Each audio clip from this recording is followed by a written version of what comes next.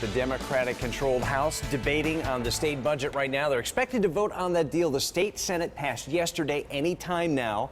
We'll be watching and let you know as soon as that happens. In the meantime, as the House moved toward the final passage of that big state budget cutting deal today, lawmakers from the state's largest cities, including New Haven and Waterbury, can boast that they're also cutting one of the state's most hated taxes. Yeah, it is the property tax on cars and trucks, known as the car tax. It means thousands of Connecticut residents will see a car tax cut when the bills go out this July.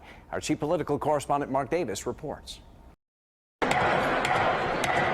Cutting the car tax was considered one of the most important accomplishments of last year's Assembly session. But the current budget crisis put the car tax cut in jeopardy.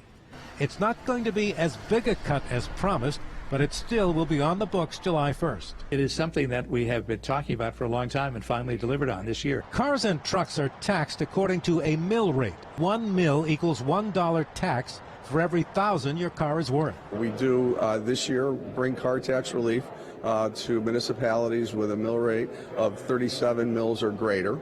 If you own a car in New Haven that is assessed at about $10,000, you're going to get about a $40 car tax break. Last year, with a mill rate of 41, the tax on a $10,000 car in New Haven was $410. With the mill rate on cars capped at 37, your tax will be $370. But this tax cut will vary depending on where you live.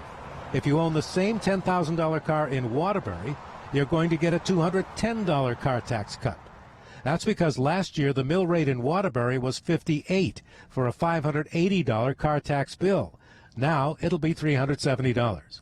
But the original promise was that nearly 50 towns would get the car tax cut. Now it will only be less than 20. This is a promise to towns that many towns worked into their budget that not only has already been mostly decimated, but now continuously keeps being eaten away at.